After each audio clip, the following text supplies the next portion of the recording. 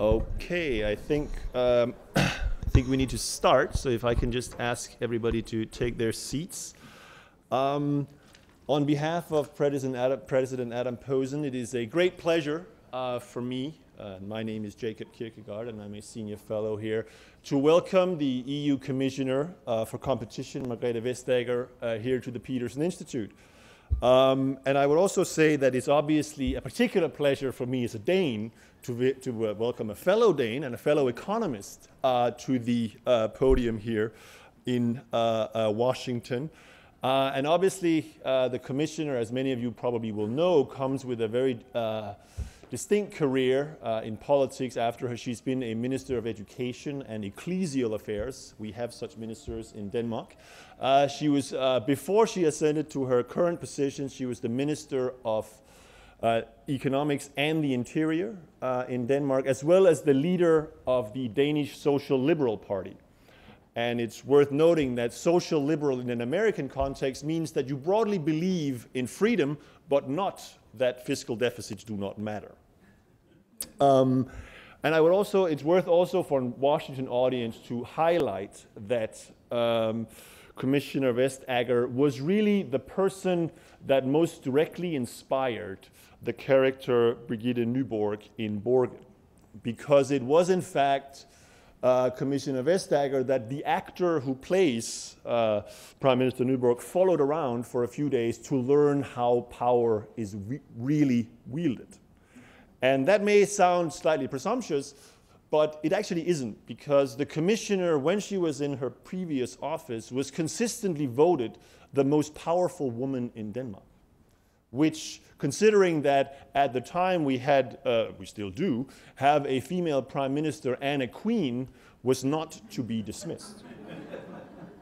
And then finally, I should say, just to defend and make sure that there are no mistakes, given that the Peterson Institute is a bipartisan and apolitical institution, I must tell you that if you put my name and the name of Commissioner Vestager's party into a well-known search engine, whose name I shall not mention, you would be led to believe several things. First of all, that I'm considerably older than I look, and that I might have been an MP for the commissioner's political party for about 20 years. But what Google would not tell you is that I was really just named after my grandfather. So what that tells you to believe that there really is quite a lot that work that needs to be done on these search algorithms. And I am sure that the commissioner will enlighten us on progress of that. So please, Commissioner, welcome to the Peterson Institute.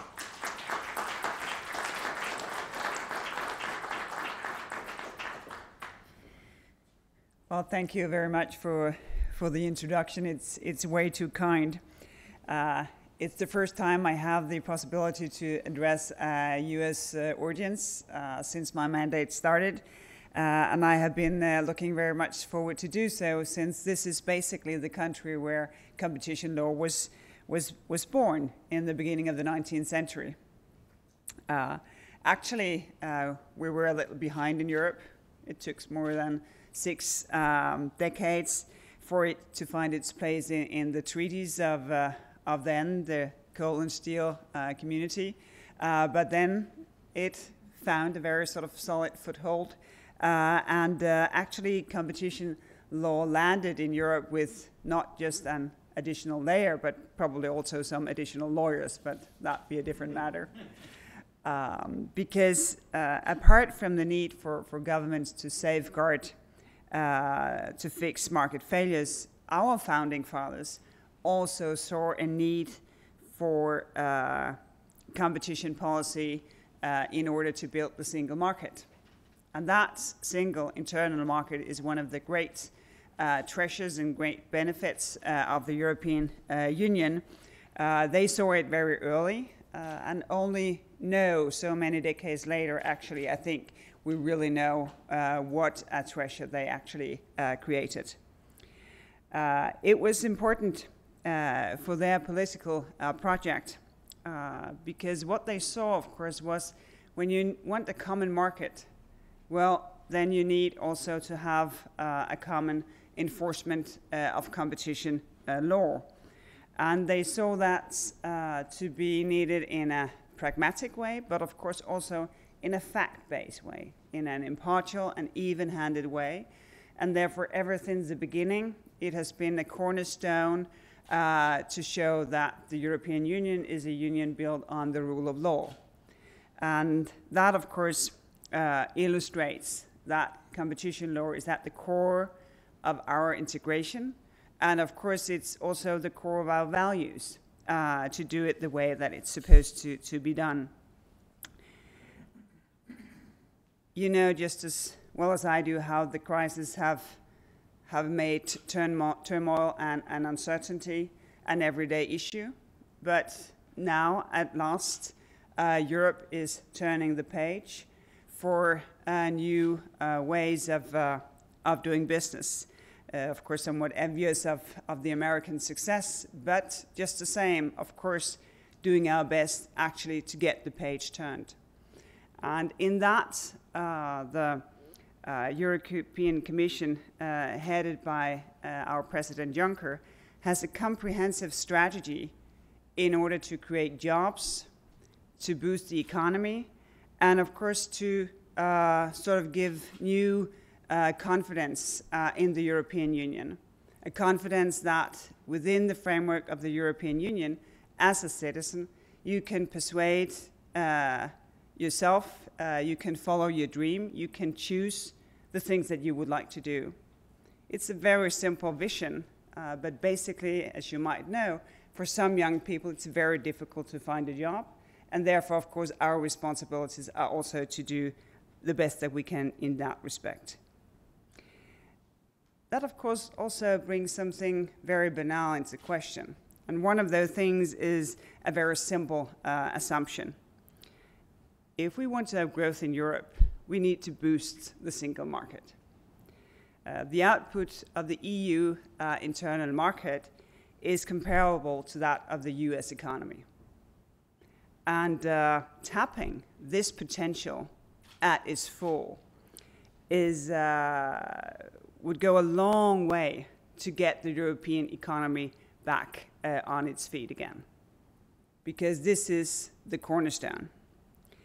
And then, of course, this is where competition policy comes into the picture and where enforcement comes into the picture, because it is our task to keep the single market open, to keep it efficient, and to make sure that any business find that this is a place for fair competition.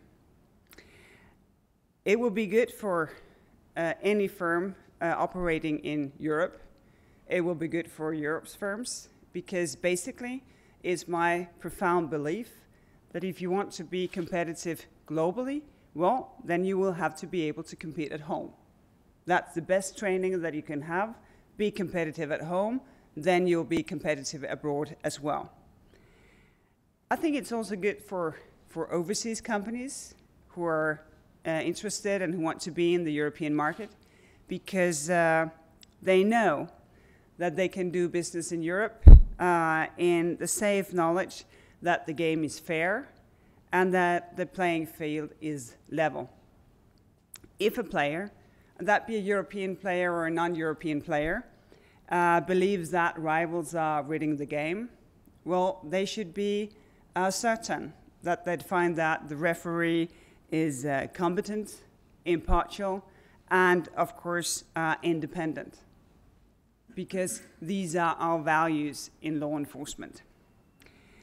And these are the main topics of the presentation today.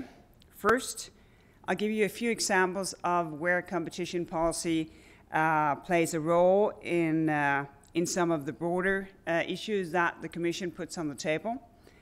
As you know, issues related to banks have kept us busy over the last years. So one priority for the Commission is the creation of a capital union, a true capital single market. It was launched, the Green Book, to prepare it in February this year. But we have other priorities as well, and these are the two that I will focus on. One is the energy union, and second, the digital market. And by the end of that, of course, I will also come back to yesterday's announcements in Brussels about the statement of objection that we have sent to Google and the opening of a formal investigation on Android. First of all, it's a very high priority for us to create an energy union. It's not a thing which is possible for individual member states. It's a true European project because it can only be done by the European member states in common. What we're doing is that we're trying to take the big steps to create an energy market that is integrated, interconnected, resilient, and of course secure. And this, of course, will benefit not only citizens, but also businesses and the environment at the same time. And integrated energy markets is a key objective of the energy union. And it seems to be a pretty simple thing, but basically what we're reaching for is rather complicated, but it's worth a lot. If gas and electricity were allowed to flow freely around the EU, we would make a big contribution in order to make the European economy sustainable, environmentally friendly, and to have socially inclusive solutions. Part of the problem and the reason why it gets complicated is that national grids are not well connected to one another. That requires significant investment. Second, uncoordinated national policies may also hamper the integration of the markets. And thirdly, markets are also kept apart by unfair business practices. And competition policy can help in all three different areas. Consistent enforcement of the rules that we have help to give investors legal certainty and predictability. And investors need that. If you're in a pension fund, then you will never invest members' money if you do not have legal certainty.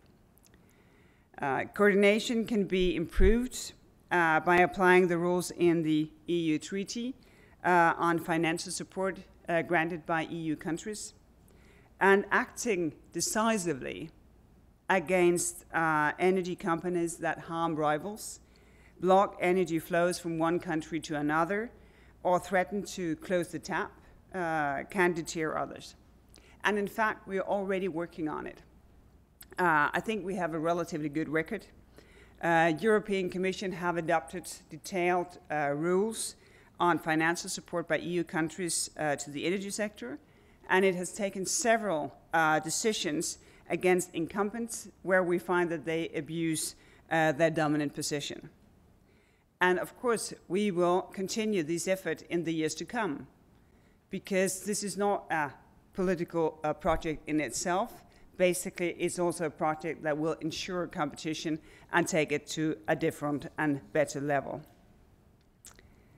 Second, it's a very high priority to extend the single market that we know for goods and services to the digital world. The digital world, the e-commerce, is something that Europeans have taken very much to their heart. 1 in 2 Europeans would do e-commerce. It's a very convenient way to do the shopping. I know, first-hand experience. It's a promise. It's a good thing.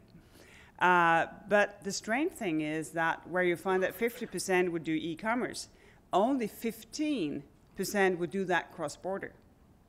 And only 7% of our SMEs would do that as well. And this is rather strange, because if you see the potential, if you see the possibilities of enlarging your business and thinking about doing things cross-border, it would be an obvious thing to do. Of course, there are some barriers that you would expect there to be, like language barriers. We have 24 official languages. So maybe some customers are being put off by the fact that they could not shop cross-border in their own language, by all means. There may be other factors as well. Europe is kind of a jigsaw puzzle of tax and copyright rules, so work has to be done there as well. And therefore, under the leadership of our Vice President Ansip, the Commission would put forward a comprehensive strategy to achieve a true digital single market on 6th of May this year. And as far as I'm concerned, competition law also plays a crucial role in actually achieving this, because we can address barriers which may be artificially erected by firms. And just to give you, of course, a practical example, you will know this by heart if you have tried it. You can go to a neighboring country, you can buy a pair of shoes. They may be cheaper, you just like them, it's very nice. Then you go home, nobody will raise an eyebrow or ask any question when you cross the border. If you find it, you would like to have a second pair, nice, wearable, and you would like to buy them in the comfort of your couch. It may not be possible.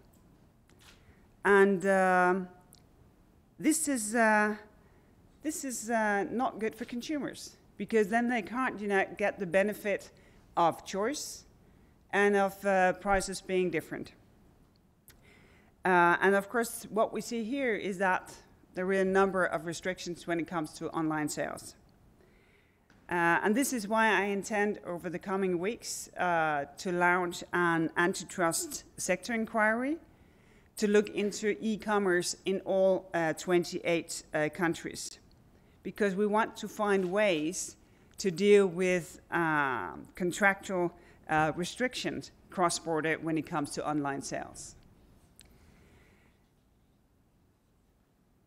These are great products. These are very promising issue. This is where competition law enforcement will play a role. But we also have things that we've been working on for some time. And as you know, there has been a recent development in our Google investigations. I made this quite a priority when I took office November last year. First thing I did was to ask my services to update our file. These are fast-moving markets, so we need to get the data in a timely fashion to know that we know the markets in question. And I have also made a broad range of complainants, both formal and informal complainants, and of course I have met with Google themselves. I think that this investigation is very important for consumers. It's very important for rival companies and for the innovation that they stand for. And as I announced yesterday, the Commission now has sent a statement of objection to Google. This would be the equivalent of a charge sheet here in the United States. I also announced that we will do a formal in-depth investigation into the company's practices concerning Android. In the statement of objection, we outline our preliminary view that Google's favorable treatment of its own comparison shopping service, Google Shopping, is an abuse of Google's dominant position in general internet search. And now Google have 10 weeks to respond, and they can call an oral hearing. And of course, we will consider these responses with an open mind before we decide how to proceed. The goal is pretty simple. We want consumer to have the full choice, and we want innovation to be incentivized to be able to take place. Because this is what competition can bring to consumers and to the markets. That is choice, favorable prices, and innovation. And where concerns are expressed about Google's conduct, that can be addressed by EU competition law. And of course, we will do that in accordance with our values, which means that we will do it in a fair and an objective way on the basis on the evidence and on the facts. Europe has taken Google to its heart. Basically, and there may be differences, but I think in general, Google holds more than 90% of the market in general search. It's a lot. And I think basically one should congratulate a company being that successful, because dominance in itself is not a problem, neither sort of on a day-to-day basis, nor in our competition law. But there is a but, because if you create a situation where you abuse a very powerful market position and thereby restrict competition, either in the market where you're dominant or in neighboring markets, then we have a problem. And today's statement of objection is focusing on the preferential treatment of Google in its general search to one of Google's own products. Its comparison shopping service, which allow consumers to search for products on online shopping website and compare prices between different vendors. Our preliminary view in the statement of objection is that in its general internet search results, Google artificially favors its own comparison shopping service, and that constitutes an abuse. Our investigations so far have shown that when a consumer is by his or her computer, enter a shopping-related query, well, then what happened is that the Google shopping is systematically shown or displayed prominently at the top of the page, at the top of the search result. And this display is irrespective of whether it's the most relevant response to the query or not. Thus, Google's commercial product is not subject to the same algorithm as other comparison shopping services. And what we see is that Google has engaged in this conduct in a number of member countries, member states, since 2008, and continues to do so. I think it is obvious that it's commercially important to appear prominently in Google's general search results. And my concern is that Google has artificially boosted its presence in the comparison shopping service, with the result that consumers may not necessarily see the most relevant response to their queries, and therefore that Google's competitors may not get the commercial opportunities actually to show their innovation and to give the consumers the possibility, just the sheer possibility, actually to choose them, to take them on. And therefore, in our preliminary findings in the present case, dominance in one market creates the advantage in another market. And this is related, in this related market, it doesn't seem to appear to reflect the merits of Google Shopping, but rather as a result of Google using its considerable power on the market where it's dominant. We have previously expressed other concerns of what we call scrapping, of the conduct when it comes to advertising, and we'll keep actually investigating that in the future. Just here, I will end by a few words on the in-depth investigation when it comes to Android. In recent years, we've become more and more mobile. Our smartphones, our tablets, is the way we go, and I think that it will be even more so in the future. Mobile internet usage is growing, it's growing rapidly, and of course it means a lot for consumers to have the broadest possible range of services of apps of innovative in the sector to benefit from. We've received a number of complaints, and we have also carried out our own initial investigation. And today's launch of an in-depth investigation give us the opportunity to examine also in detail the allegations raised, as well as to show that it is a priority for us. We do that in three different areas. First, we'll look into Google's allegedly requiring or incentivizing smartphone and tablets manufacturers exclusively to pre-install Google's own applications or services, especially the Google search engine. Second, we'll look into the alleged bundling of certain Google products with their apps and services. And thirdly, we will investigate if Google is hindering the abilities of manufacturers of smartphones or tablets who want to use the Android operating system from being able to use and to develop open source versions of Android, because as you know, Android is an open source system. But that there's a problem actually in doing so and using Android forks. This investigation is a different one from the one concerning the Google shopping case, and of course these investigations will be kept separate.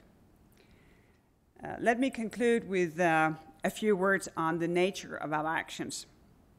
First, there is no doubt that the conduct of Google and other internet players can raise concerns on several fronts, that be on copyright to data protection. But that's not my concern. And I think it's very important to draw a line between those issues that falls under competition law and other issues which belong to other policy areas. Because the statement of objection that we have sent now falls strictly and is strictly limited to the company's conduct when it comes to competition law.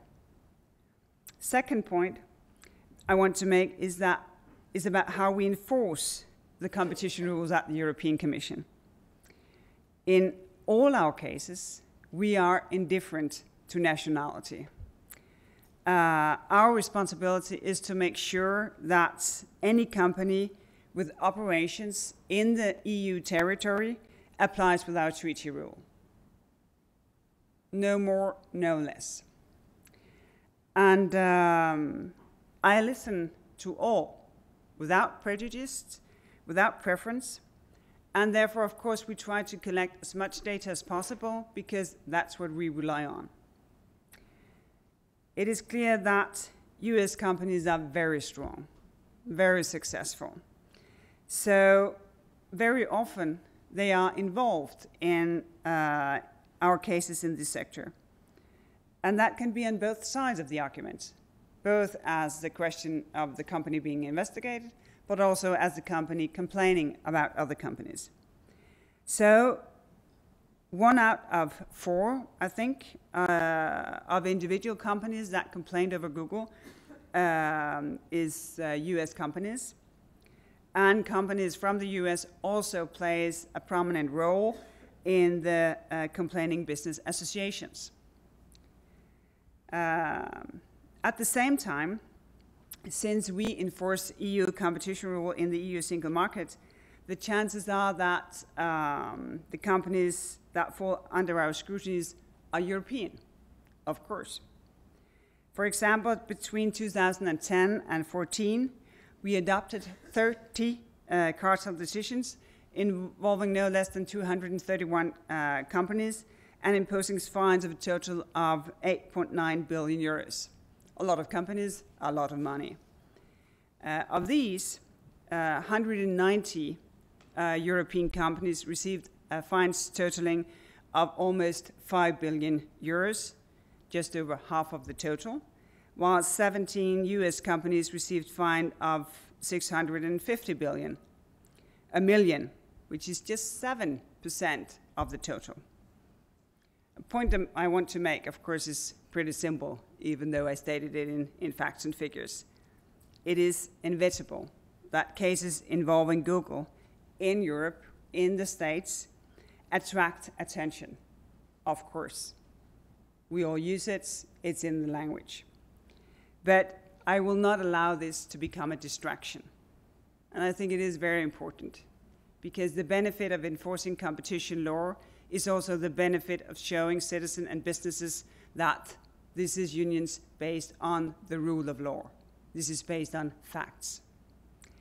And the authority and the credibility of competition enforcers would, of course, depend exactly on this. The independence, the fact-based approach, and, of course, the quality of the work that we do.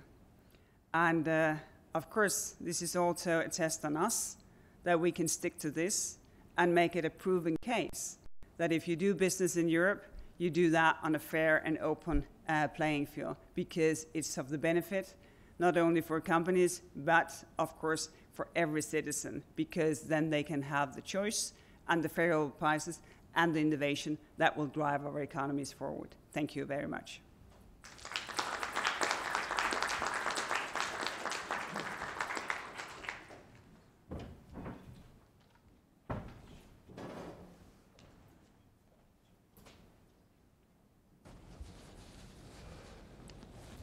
Well, thank you very much, Commissioner. That was a tour de force of quite a lot of subjects. I should say to the audience immediately that unfortunately I'm going to have to cut it short to allow the Commissioner to go to the PBS NewsHour studio to take her mission and message to the broader American audience. So we're going to have to close it at about 5:10. So I'm therefore going to ask only one question here from the podium before we open it up. And I thought I would take the advantage of you having been a former minister, legislator, and therefore national representative.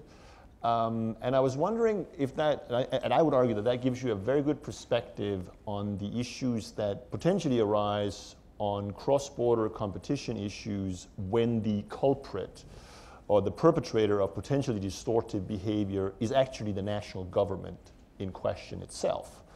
And particularly in cases where the jurisdiction over relies in the EU with the national government, and the area that I'm talking about here is, of course, tax.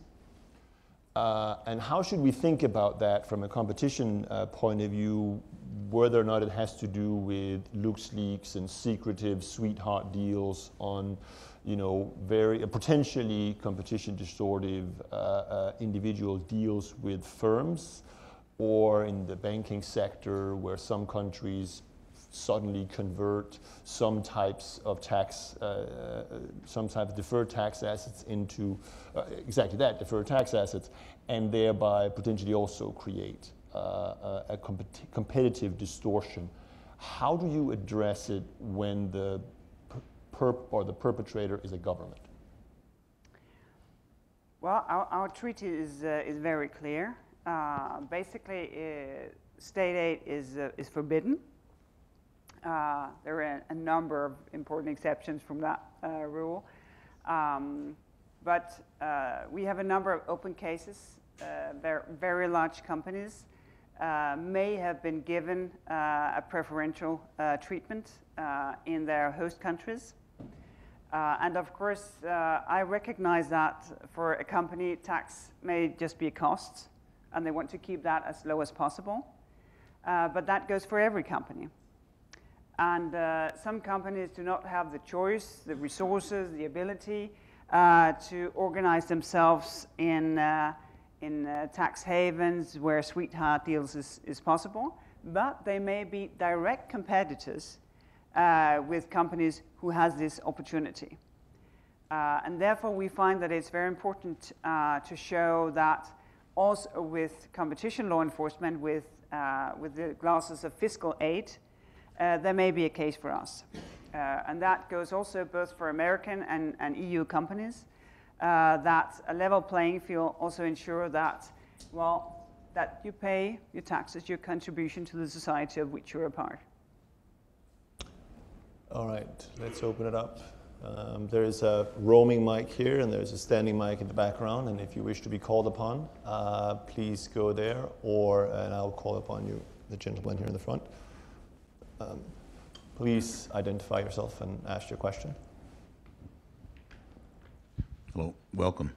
Ed Black with Computer and Communications Industry Association. There's so many things I'd like to ask, I'll have to curb it. You only get one. First of all, everything you said about law and facts and impartiality is wonderful. It's exactly right.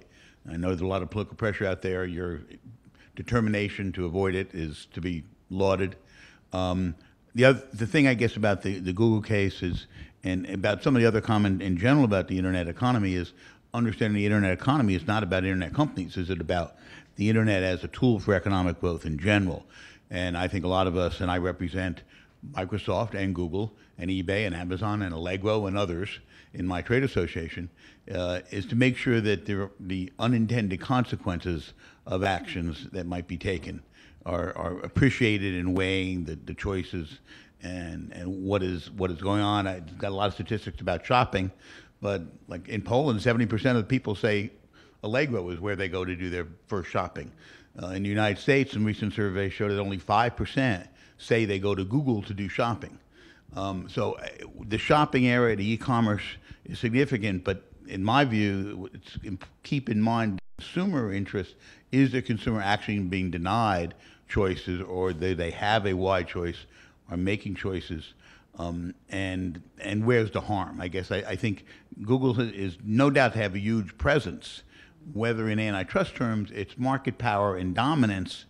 Dominance is a very important word in European antitrust law, I know, but it does need a market to define it.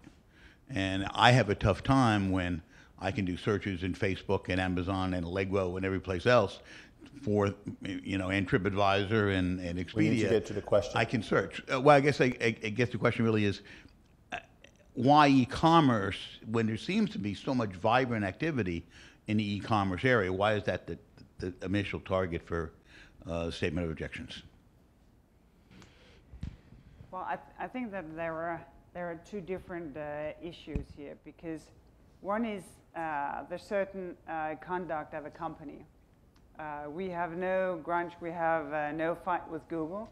We have a focus on a certain conduct, a certain behavior, which we would, if our doubts is going to be proven, we would like to change. Because we think that it hampers competition, and I think we have very established case law on our side in order to say that it actually constitutes harm in this respect. Second, there is e-commerce as such, where you find, a lot of different things. You find all your members present there, but what has made us wonder is why we do not have more e-commerce cross-border. Because it should be the most obvious thing, because you can have the comfort of your couch, your coffee, your husband may be away, so he cannot see how many shoes that you're purchasing. And yet, it's still a very, very national thing. How can that be? Because this is a new way of allowing competition to flourish. So I think in that respect, it's different. And what we are going to achieve is, of course, a much deeper understanding of the e-commerce market in general, but probably also a deeper understanding of the fact that it's the entire economy that's being digitalized in these years. It's not just a question of digital companies or e-commerce, it's every business that's being digital in these years. And that's a very important development, and it's very important for us as law enforcers to understand and to be, if not ahead of the curve, then at least to be able to follow the curve when it comes to this.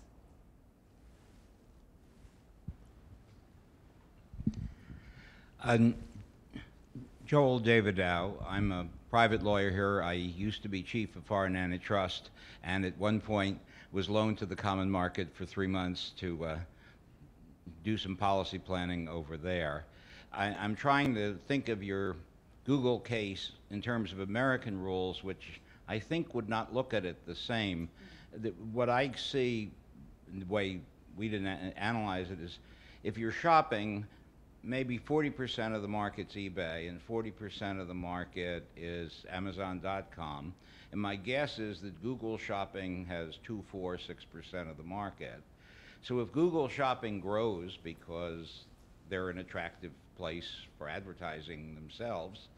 So the firm with 4% of the market begins to crack into the two dominant ones, eBay and Google and Amazon, and you get a more balanced competition. So the other way of looking at it is that sometimes we looked at monopolies that were what we called bottleneck monopolies. That is, if I couldn't shop except by going through Google, or I couldn't get to eBay except through Google, then Google would have a bottleneck. But I can go, if I don't want, I could ask Google, how do I get to eBay? Or I can just write down eBay, in which case they're not a bottleneck. They can't stop me from getting to eBay, which is, at least in the United States, probably what I'm used to. So I just tend to see this attack on Google as preventing it from getting a rather minor market share in a market dominated by other people. It depends quite a lot on how you define the market. What are we dealing with?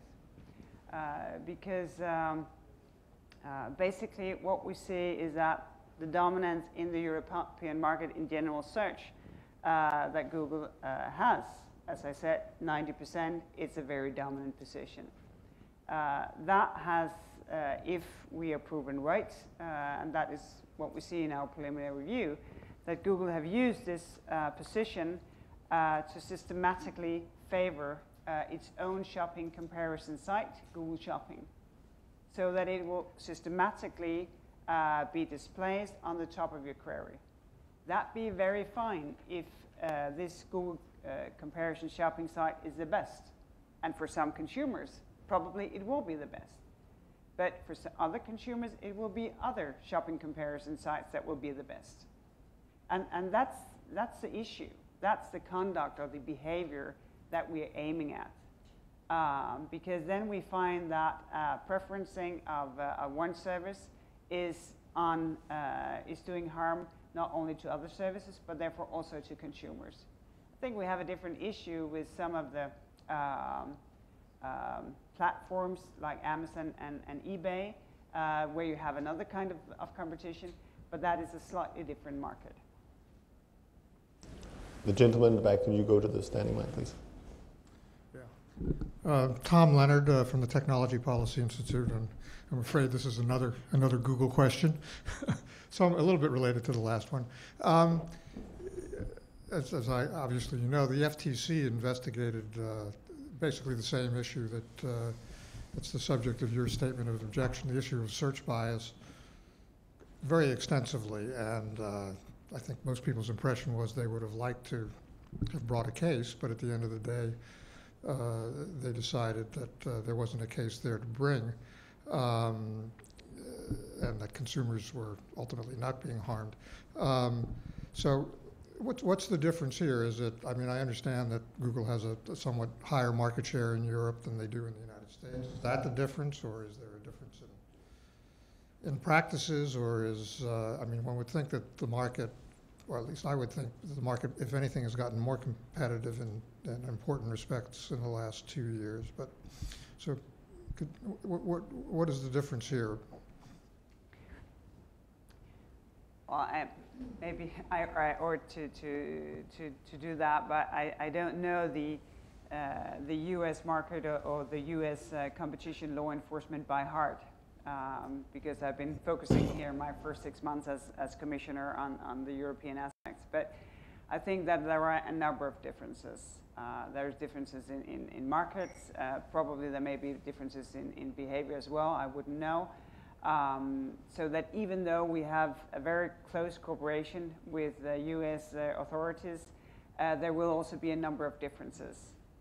And I think it is very important, being an enforcer of EU competition law, to make the EU case of it, irrespective of how US authorities, Canadian authorities, other authorities may see the case, because they will have their reasons for the choices that they make.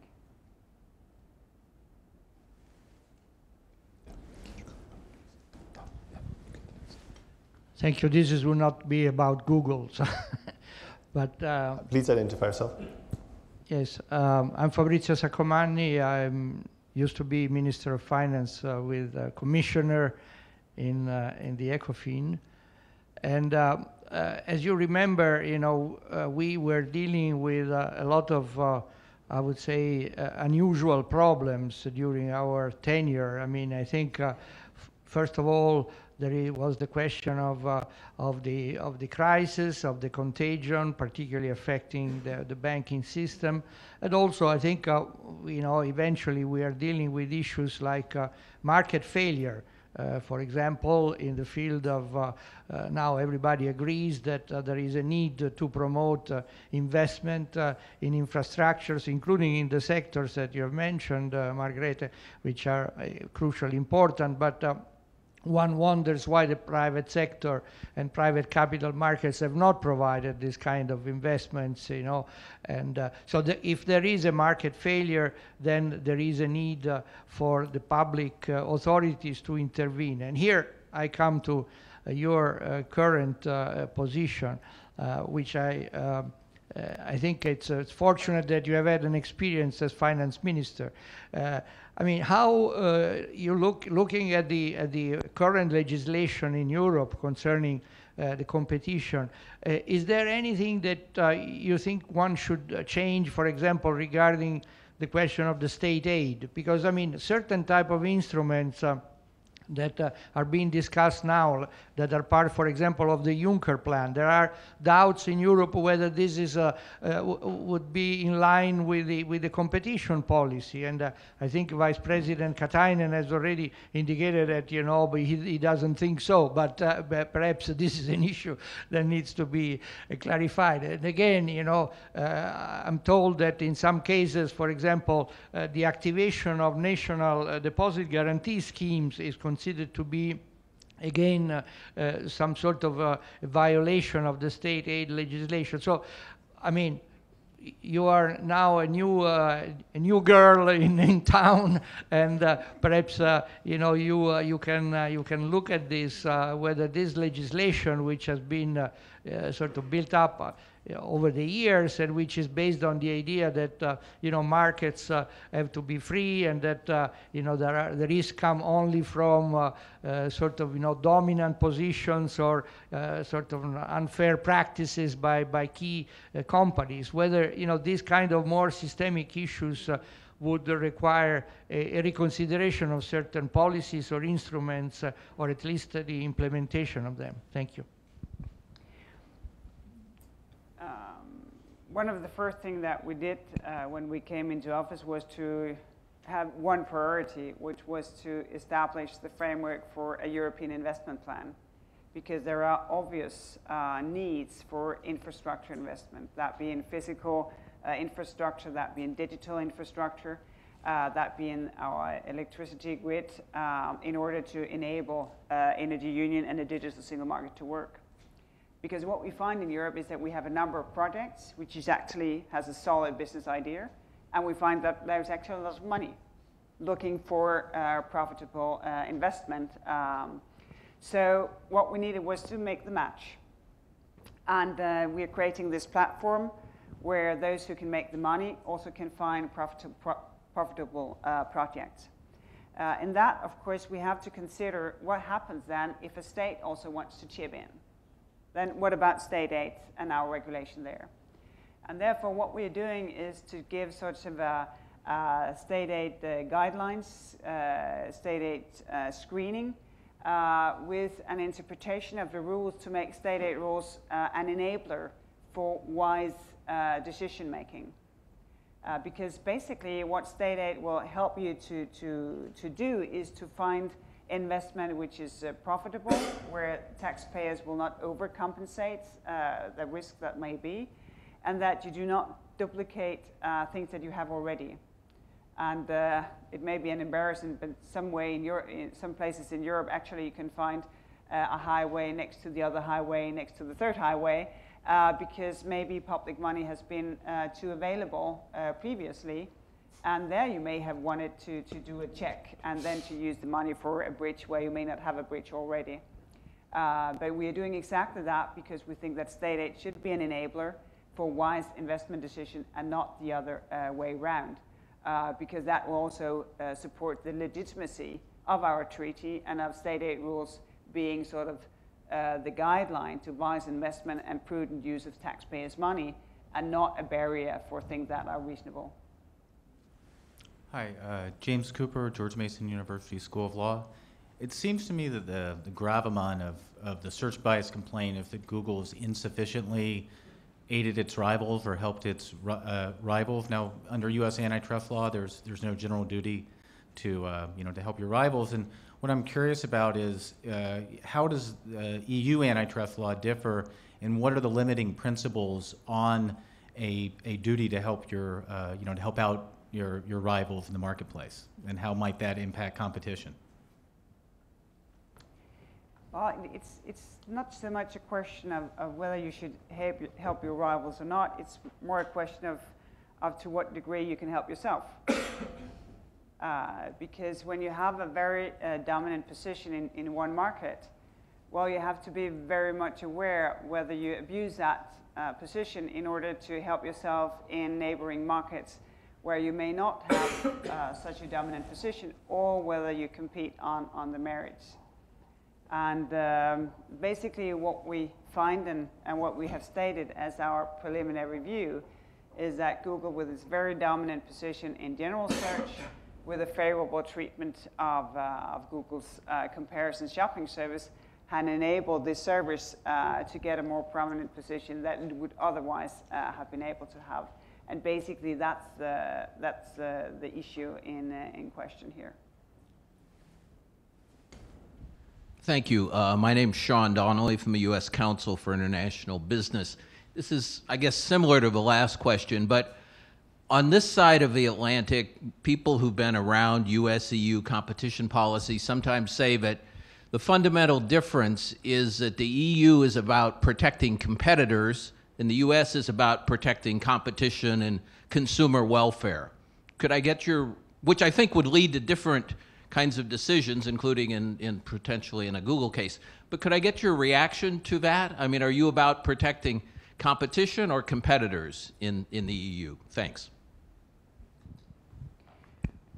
Well, I think it's very important to be absolutely clear on this, because there may be things to be said on one side of the Atlantic or the other about the concrete cases and history, but I think for any law enforcer, you should side with competition, because competition is what leading you to choice, affordable prices, and innovation. And that's what we're here for. Because I don't know any politician, including myself, and I know that firsthand, who has the ability to pick the winners. That should be by the consumers, by the market, by their behavior there on a level playing field. And I think that's very, very important to be clear about that, and for that to be tested in the day-to-day ways that we work.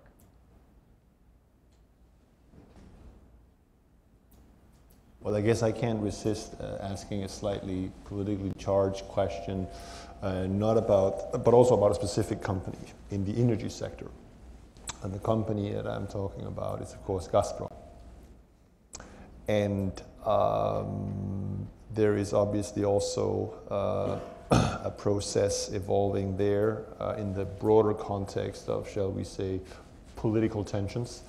And again, how should we view that? Because it's one thing to say this is strictly a legal matter. It's about bundling. It's about collusive behavior. Perhaps not in this case collusive behavior, but dominant behavior in the gas market. But how do you, at the practical level, disentangle that from a process as politicized as EU-Russia relations at the moment? Well, this investigation is ongoing. We haven't finalized it yet, so I cannot comment on the case in detail. But one thing that makes sort of the day-to-day work not easy, but actually can focus it, is that we have to base it on facts. and political opinions and conspiracy theories and emotions will not stand up in court. And for me, that is on, if not an hourly basis, then in the day-to-day workings of law enforcement, that is what is guiding us, that we have to be able to prove our case.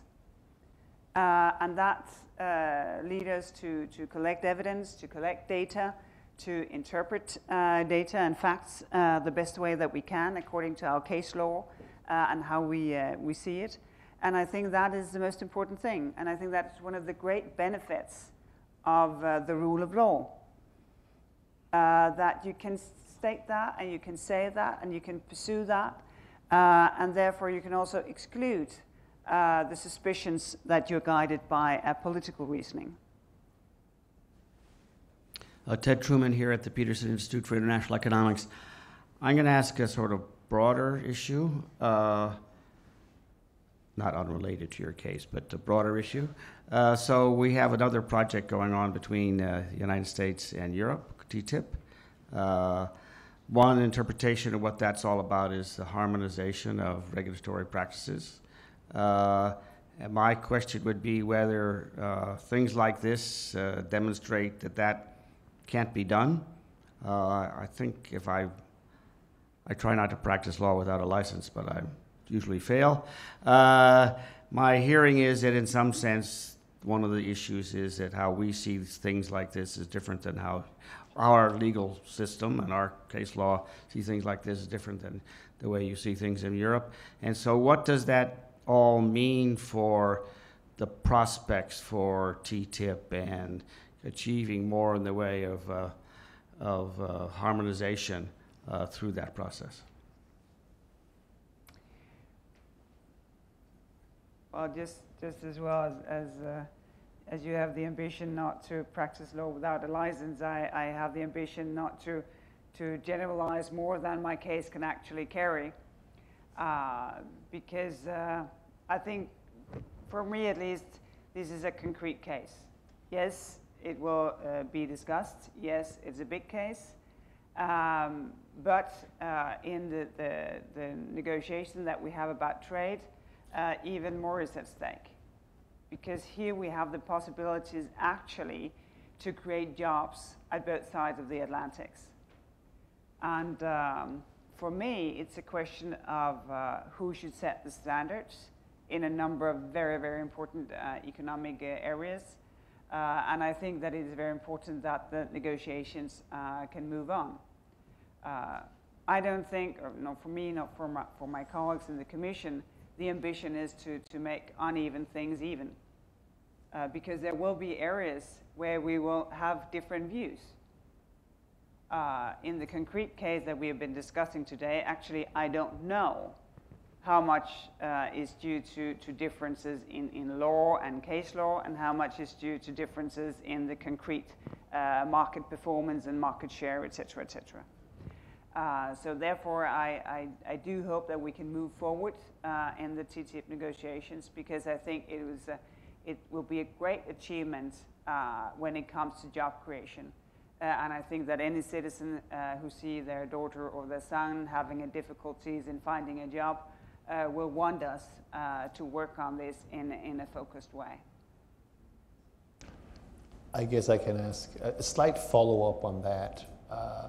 It has to do with the relationship with the European Court of Justice and the creation of case law. Because obviously in US competition law, which is much older, there is a very large body to draw upon. And to what extent, because I think it's fair to say that the Commission hasn't always won in front of the ECJ, but is there, is there perhaps, I wouldn't call it a tendency, but perhaps an incentive almost to try, especially in sectors that are relatively rapidly developing, to maybe get some case law jurisprudence and therefore launch a case which basically with the intent to get a ruling on it ultimately.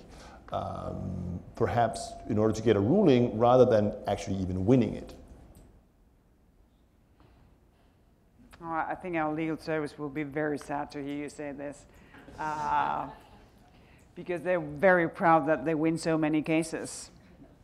And sometimes I am tempted to challenge them if they do their job too good, if they are not risk willing enough also to lose a case, because you also become very much wiser when you lose a case. You sort of gain insight in both situations. I think it's no shame to lose a case if you have fought it and made your argument. Then you become wiser as well. One of the things that's is very different in my new position compared to being sort of full-blown politician is the fact that I can make strategies, but I cannot always choose what to work with. Because cases sometimes, make themselves because of complainants, because of market behavior. So I'm not always the one to choose what to work with and what not to work with. And I think it's very important not to let strategy and the kind of wishes or incentives to get a case law to overrule the fact that we have to follow the market very closely.